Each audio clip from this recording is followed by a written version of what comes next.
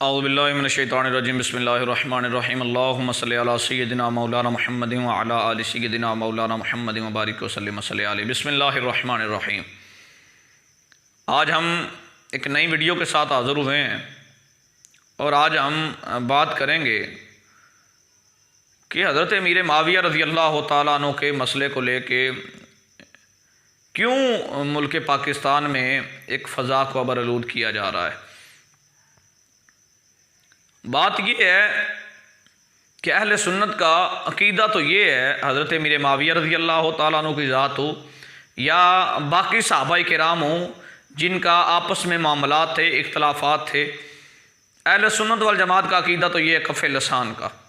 کہ ان کے بارے میں خاموشی ہے، ان مشاجرات کو، ان معاملات کو، ان اختلافات کو ذکر نہ کیا جائے۔ باقی فضائل وغیرہ ڈسکس کیے جائیں، حضرت امیر معاویہ رضی اللہ تعالیٰ عنہ کے فضائل ہیں یا حضرت عائشہ صدیقہ رضی اللہ تعالیٰ عنہ کے فضائل ہیں، حضرت عبداللہ بن زبیر ہیں یا جتنے باقی صحابہ کرام ہیں ان کے فضائل ذکر کیے جائیں، باقی مشاجرات وغیرہ اختلافات ذکر نہ کیے جائیں۔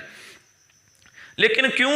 اس نظریے کو چھوڑ کے اور کف لسان کے معاملے کو چھوڑ کے اور ایک نیا ہنگامہ برپا کیا گیا؟ بات کچھ یوں ہوئی کہ جو حضرت امیر معاویہ رضی اللہ تعالیٰ عنہ کے جنہوں نے فضائل بیان کرنا شروع کیے، انہوں نے اب بڑے دکھ سے کہنے کی بات یہ ہے کہ انہوں نے ایسے فضائل حضرت امیر معاویہ رضی اللہ تعالیٰ عنہ کی طرف منسوب کرنا شروع کر دیے، چونکہ اپنے نظریے کو اور اپنے عقیدے کو پروموٹ کرنے کے لیے ایسے فضائل منسوب کرنا شروع کر دیے حضرت امیر معاویہ رضی اللہ تعالیٰ عنہ کی طرف جن کا ثبوت بھی احادیث کی کتب میں نہیں ملتا۔ جب ایسے معاملات آئے تو ان کے خلاف پھر دو گروہ ہوئے، دو گروپ بنے۔ ایک گروپ تو وہ تھا جو حضرت امیر معاویہ رضی اللہ تعالیٰ عنہ کے فضائل کا واضح انکار کرنے والا تھا، اور یہ عام بات ہے کہ جب حضرت امیر معاویہ رضی اللہ تعالیٰ عنہ کے فضائل ذکر کیے جاتے تھے اور دوسرا گروپ ادھر سے جواب دیتا تھا کہ حضرت امیر معاویہ رضی اللہ تعالیٰ عنہ کے فضائل یہ نہیں ہیں، حضرت امیر معاویہ رضی اللہ تعالیٰ عنہ کے مشاجرات کو ذکر کرتا، ان معاملات کو ذکر کرتا، اختلافات کو ذکر کرتا اور تاریخ کی وہ حقیقتیں کھول کے لوگوں کے سامنے رکھنا شروع کر دیتے تھے، جس سے ایک عام آدمی بھی جو ہے نا وہ ذہن میں طرح کے سوالات لے کے کھڑا ہو جاتا تھا۔ ایک گروپ تو یہ تھا کہ ان کے خلاف ایک ایسا گروہ کھڑا ہو گیا جو حضرت امیر معاویہ رضی اللہ تعالیٰ عنہ کے فضائل کا انکار کرنے والا تھا، اور ایک گروہ وہ کھڑا ہوا جو کف لسان کے عقیدے کو اپنے ضمن میں لیے ہوئے تھے اور واقعی ان معاملات میں وہ پڑھتے نہیں تھے اور ان معاملات میں گفتگو نہیں کرتے تھے، لیکن جب ایسا معاملہ ہوا، عوام الناس کے سامنے ایسی باتیں آئیں، تو اب جو ان کے فالور تھے اور جو ان کے چاہنے والے تھے، جو ان کے مریدین تھے، انہوں نے یہ مطالبہ آگے رکھا کہ آپ بھی اپنی پوزیشن شو کریں، آپ بھی اپنا آپ بتائیں کہ آپ کس طرف ہیں، حضرت علی اور مرتضیٰ شیر خدا رضی اللہ تعالیٰ عنہ کی طرف ہیں یا حضرت امیر معاویہ رضی اللہ تعالیٰ عنہ کی طرف ہیں، آپ اپنی پوزیشن شو کریں، آپ کس طرف ہیں۔ پہلے تو وہ علماء خاموش تھے، پھر حالات یہ آ گئے کہ ایک طرف کفر کا فتویٰ لگنے کا اندیشہ، ایک طرف کافر کا یہ کفر تو فتویٰ لگنے کا اندیشہ تھا، اور دوسری طرف وہ عوام الناس تھی جو کھڑی تھی کہ آپ اپنی پوزیشن شو کریں اور آپ اپنا آپ بتائیں کہ آپ کا نظریہ کیا تھا۔ جب ان کو بولنا پڑا اپنی عوام الناس کو مطمئن کرنے کے لیے اور اپنی عوام کو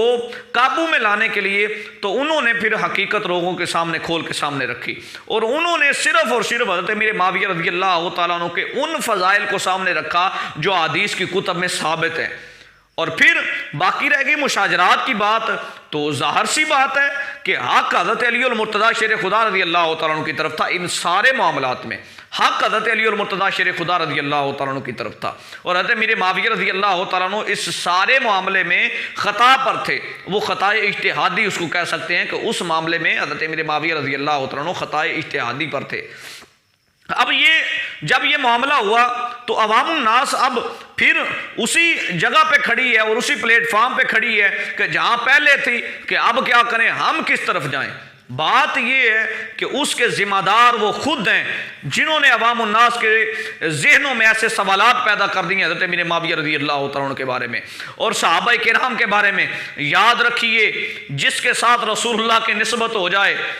ان کے معاملات کو اور ان کے اعمال کو نہیں دیکھا جائے گا، رسول اللہ کی نسبت کو دیکھا جائے گا۔ مجھے آپ ایمانداری سے بتائیے، اگر آپ کے والدین میں جھگڑا ہو جائے تو آپ کیا کہیں گے؟ والد کی طرف ہو کے کیا آپ اپنی والدہ کو برا بھلا کہنا شروع کر دیں گے،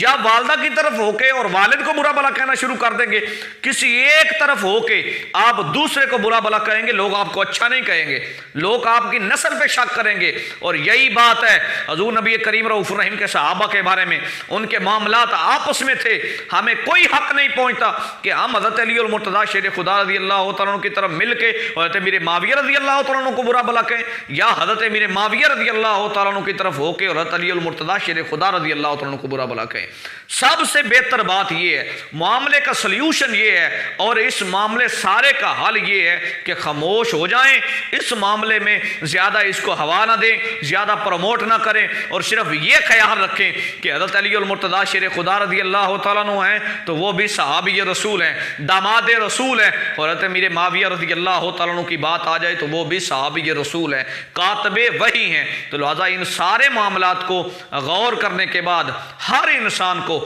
چاہیے یہ کہ وہ حضرت امیر معاویہ رضی اللہ تعالیٰ عنہ کی ذات ہو، حضرت عائشہ صدیقہ رضی اللہ تعالیٰ عنہ کی ذات ہو، حضرت علی المرتضیٰ شیر خدا رضی اللہ تعالیٰ عنہ کی ذات ہو، وہ خاموش رہے، اس کے لیے یہی بہتر ہے۔ دعا فرمایا کریں اللہ تبارک و تعالیٰ ہمیں اس پرفتن دور میں دین حق سمجھ پہ اس پہ عمل کرنے کی توفیق عطا فرمائے۔ والسلام۔